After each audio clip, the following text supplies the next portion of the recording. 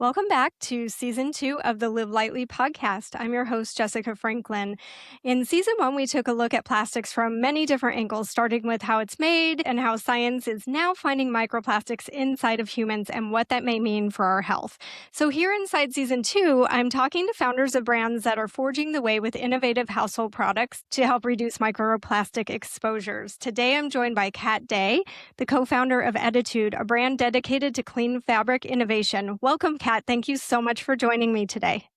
Thank you so much. So excited to talk about this topic and be on this podcast today. I can't wait to get into this conversation with you because hearing about innovation in an otherwise completely unclean industry is super eye-opening and very inspiring. What was going on in your life when the idea for Ettitude first started to take shape? Yeah, well, I would say what was going on in my personal life is I was becoming a mom. So that was a very top of mind topic for me is clean home and clean living overall, making sure that the baby and the future babies that I bring into the world are entering into an environment that is healthy and sustainable and that they also have a planet that is absolutely habitable in the future.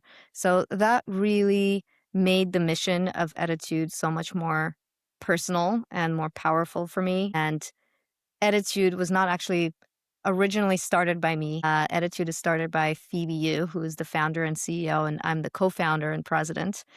So Phoebe is a textile expert and innovator, and she's been in textiles her entire life and saw personally the supply chain and how toxic it normally is and wanted to do something about it. And that's why she spent about 4 years in research and development in developing our first CleanBamboo fabric, which is our main innovation and what we use in our brand. And we connected online. She was in Australia and I was in New York. And I just fell in love with the products that she developed, which is bedding. I fell in love with the textile, the way it feels. I felt so good climbing into my bed in Ettitude Bedding that I decided to join as a co-founder to help scale the company globally. And then we originally, basically, we met in New York, and then we moved to LA to grow our company here in Los Angeles. When was it that you started noticing the different types of fabrics that you surround yourself with? Was there an aha moment where you were thinking, wow, what is polyester? What is microfiber? I've been conscious about all sorts of inputs into our daily lives. So prior to joining Ettitude, I co-founded a natural and organic artisanal food company. So I was really more thinking about what we ingest through our diet and really thinking about how food is being processed and grown and how it ends up on our table. And prior to that, I worked in corporate for Weight Watchers, which is also focused on healthy living and education in that space. So that's been a big part of my career and passion before. But then I also realized that what we surround ourselves with and what we wear, as well as what we sleep in, is equally important because we spend about 1/3 of our lives in bed and we are in direct contact with materials.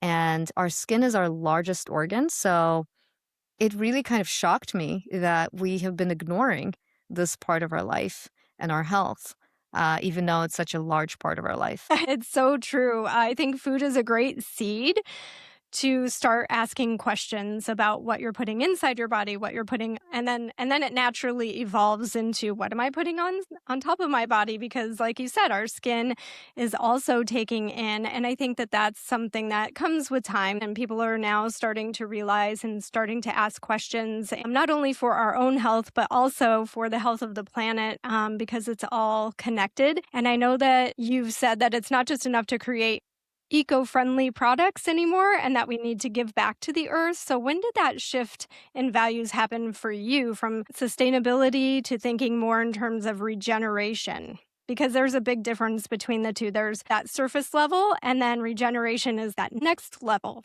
Yeah, absolutely. I think the word sustainability has also become so generic, and a lot of people don't even realize what that means. But sustainability literally means just sustaining at the level we are at today. And the level we are at today is not good. We Very really need to good. improve where we are. There are all these studies as far as, and you cited some of them, as far as microplastic pollution. And the current state of affairs is not a great level to be at. So we really need to reduce our microplastic pollution. And regeneration is a part of that conversation. Is one, we need to reduce the use of our fossil fuel based materials. But second is, how do we give back to the earth? How do we make sure that whatever solutions we come up with don't do more harm than the microplastic pollution that we are reducing? So that's a big part of what we're doing at Ettitude, as well as our material science company, our sister company called Plant Matter, which is making new materials in a regenerative way, meaning giving back to the earth more than it takes. And there are many ways to be regenerative. There are now, growing methods that are regenerative, making sure that not only are you using organic methods and certain, you're using pesticides, you're not overusing fertilizer, etc. That's kind of the basics. But the next part is, how do we make sure that we are not depleting the soil? We're actually bringing more nutrients to the soil and improving the soil environment, as well as our overall fauna and environmental diversity, where you're growing the material, whether it's for fiber, for textiles, or for food. This is all very forward thinking. And when you first started talking about these concepts, did it feel like did they understand your concerns around sustainability and regeneration and synthetic fabrics? Or were you completely ahead of that conversation? It just depends on the audience. I think there are many people who are concerned about this. Certainly, there's a big consensus, especially among scientists, that this is a big problem that needs to be addressed, as well as in the community of innovators. They're very much aware of the problem and the issue. And so it doesn't feel like I'm talking to folks who are new to the problem. But I think a general consumer may not be familiar with it, or it's not top of mind for them because they're focused on other problems that they're solving, or this is not top of mind for them, unless they're really focused on health or sustainability as a passion project or something that they're interested in. I think the topic of regenerative materials is becoming a lot more prevalent, and there's more awareness about it. And certainly, there's a lot more awareness about plastic pollution and how there's now plastic found inside our bodies. And one of the contributing factors to that, besides ingestion, most of us are familiar with, drinking from water bottles or eating from plastic food containers, is a big part of why we have microplastics inside us. But the second big part is actually textile shedding and the way that we are ingesting or inhaling the microplastic dust that is inside our homes. I think that's a new level of understanding that people are just beginning to have. It's true, yes. And this is definitely why I've decided to creating the masterclass, but also season two to meet the people who are creating the solutions. And something like Clean Bamboo with a closed loop and non toxic process is completely not the easy path. It's the opposite. What was the most challenging part, would you say, of bringing that to life? Was it sourcing, manufacturing, or like you've been talking about, maybe just educating consumers? I think it's educating consumers. Uh, we did spend about 4 to 5 years in developing CleanBamboo, which is a lyocell-like process of creating fiber from bamboo. And the main difference is that the bamboo textiles on the market before CleanBamboo have all been viscose or rayon made from bamboo. And it's really that education that's been important for us. And A challenge as well is to make sure that it's clear that there are two ways of making textiles from bamboo. One is the older viscose way, which unfortunately employs harsh chemicals. It is not the healthiest, not the best for the environment. And then lyosol like method, which does not employ any toxic or harmful chemicals in the process. And that's why we branded it as clean bamboo to make it really obvious that this is a very different fiber. It's produced in a different way. It is healthier for you. It is completely closed loop. It saves 99% of water and solvents in the process. It employs completely non toxic food grade solvents to create the fiber. And then you just feel the difference. It's not just in the way that it's produced, it's also the way that the finished products actually behave and the way that you feel it on your skin. And we've heard that time and time again from customers that when they climb into Ettitude's bedding, it just feels different versus other bamboo sheets they've ever tried. Yeah, I've tried bamboo sheets in the past, way back, not knowing anything about the difference or that there was a difference, just thinking, ooh, bamboo sounds so much better. And that was the first part of my journey, was just knowing that there was something different. The synthetics started creeping in, and I think that's just completely under people's radar. And I know it was under my radar. I just always like to see things that seem a little bit more non-toxic or sustainable. And the bamboo sheets that I tried a long time ago were not good quality. They ripped really fast and they piled really easily, and yours are the complete opposite. So how did you get to the product that you have today? What was that process, making something that's not only such a beautiful feel and but also really durable and long lasting, because that has to be intentional. Absolutely, and it's part of our brand as well. Attitude actually originally it stands for eco attitude. It's part of our brand DNA, and it's always been a very important aspect of what we do, every product that we develop. So for us, it's been important to make sure that the product is not just sustainable, but also performs as good or better than the products on the market.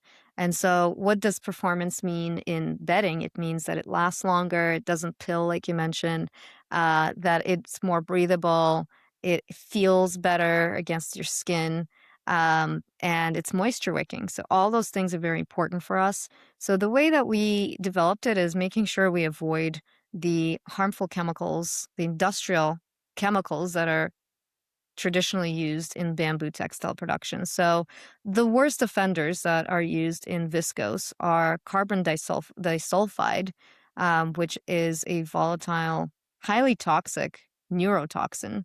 And it has documented effects on the nervous system, cardiovascular system, and reproductive system for exposed workers. So that's the worst chemical that's being used. And then there's caustic soda, which can cause severe burns to the eyes, to the skin, to the respiratory system. And so it can also leach into the environment in the viscose production if it's not treated correctly. And then there's sulfuric acid, which is corrosive as well. So all of these, I think, ultimately create a fiber that is not just not healthy and not environmentally sustainable, but also not as durable. We avoid all of that. So the result is that the fiber actually lasts longer and it's more durable. It's got more properties to it that you actually want in the finished product. It's amazing that when you look behind the scenes, how toxic things can be. And we never really realize what goes into the products that we bring into our homes, both the chemical and also just the whole process. It sounds like it's also not so good for the workers, people who are in the factories. And it's obvious that you have taken that into account as well, because I know that that's part of your philosophy, is to take care of the land, the people who are going to be using the products for years to come, and also the people in between. So, can you talk about that decision and why that was important for you, and why you valued making sure that that was a standard for the production process? Absolutely. Well, so first of all, we are a certified B Corp. which means that we have gone through a process of ensuring that our entire supply chain and everybody in our company's ecosystem is treated at the highest ethical standard. So we made sure that one, the product and the supply chain are sustainable, but also that there's no harm being done and everybody's being treated fairly.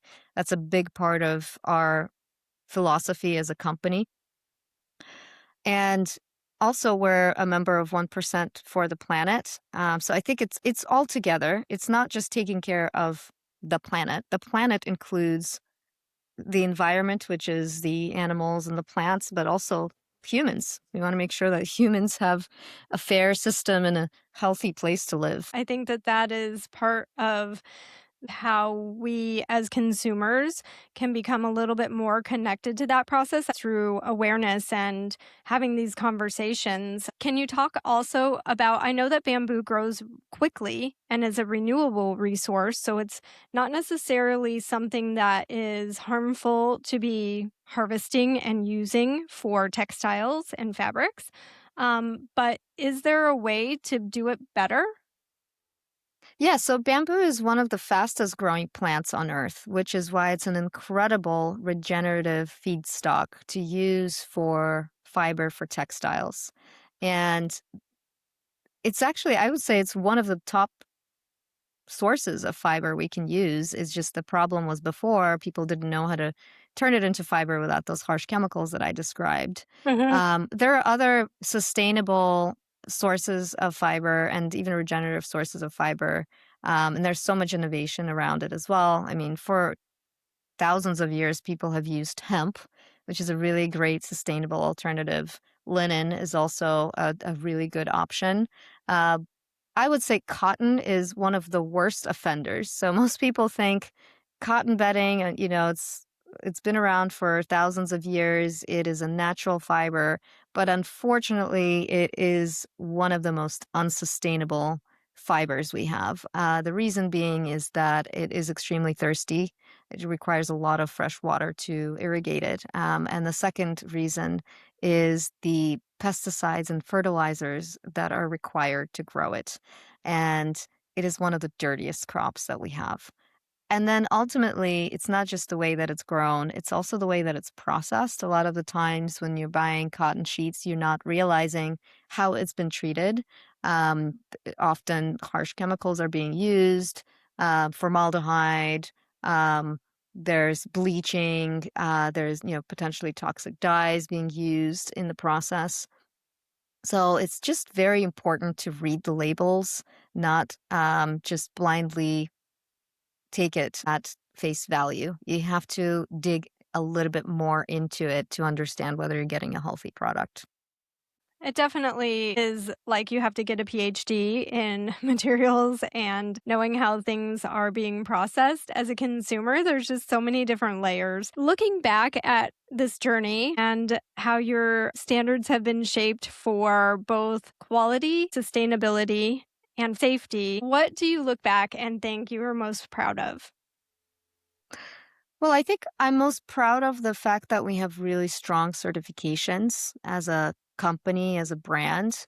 And like you mentioned, it feels like you need a PhD to figure it out as a consumer. That's why certifications exist, to make it simpler. So, some of the certifications that I recommend people look for when they're buying organic cotton, for example, is GOTS certified. Uh, Organic cotton. They're also regeneratively grown cotton available now. I'm not sure if you can buy sheets made with regenerative cotton yet on the market. Certainly clothing, yes. For us, what's very important and what I'm really proud of is our Oecotex Class 1 certification. And most bedding out there, most textiles that you either wear or sleep in today only have Class 2 OECOTEX certification, which certifies that there's a low level of harmful chemicals left on the finished products. And Class 2 just means it's safe for skin contact. Class 1 is the highest class you can get, and that means it's safe for babies. Yeah. So the threshold for how much harmful chemicals can be left in the finished products is virtually zero. And I'm really proud that we have the Class 1 certification for our brand and all of the products that we make.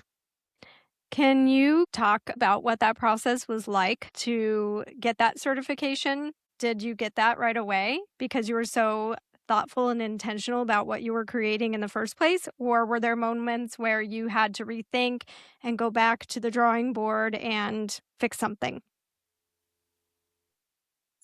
We actually started with a very clean process. So we weren't in a position where we didn't get the certification and needed to change something. But I think one thing that was very important for us is not just the textile itself, but also how it gets dyed. And we use non toxic dyes called Aviterra SE reactive dyes, which are non toxic and the most sustainable dyes that are available today.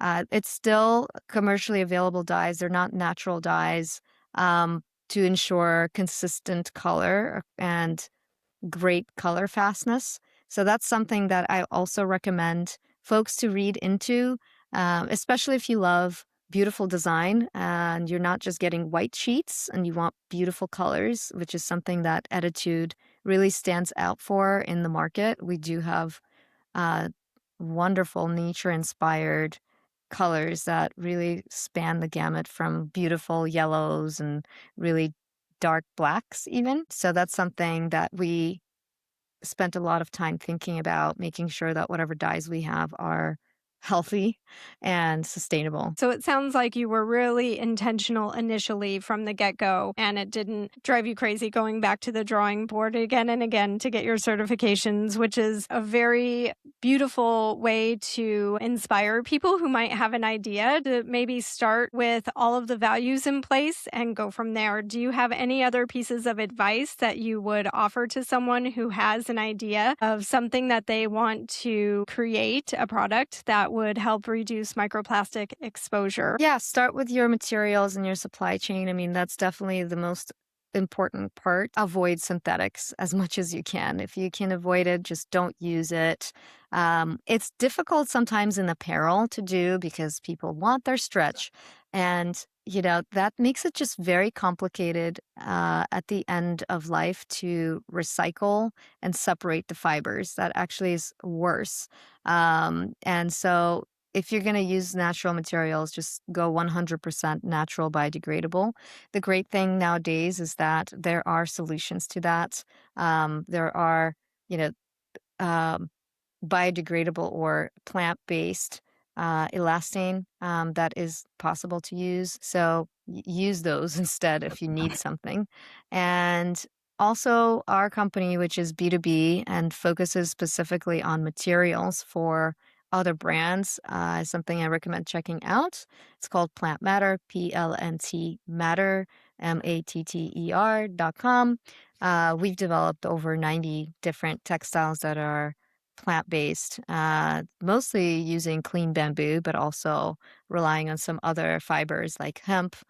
We've infused things with biochar for specific properties. And we even developed something called Not Elastic, which is fully biodegradable. It's made with clean bamboo and natural rubber. And that's something that Ettitude is also going to implement in some of its products, especially like the fitted sheet needs an elastic, things like that. We're always looking for ways to reduce use of synthetics and plastic. So one of the other ways that we did it, for example, is we don't use plastic buttons in our duvet covers. We use tagua nuts. Those are it's actually plant-based. It's a plant, which is so incredible, and it looks like plastic, and it's actually as durable, if not more durable. So people don't even realize it unless they read about it on our website or hear on the podcast. And of course, plastic packaging, avoid plastic packaging if you can. Yes. And are you able to do that as well? Yes. So, for example, our vegan cashmere throw blanket, which is our innovation. We created a vegan cashmere. It's 100% clean bamboo that is brushed at the end to make it very fluffy and cozy. It comes in a glassine bag. So glassine is a translucent paper.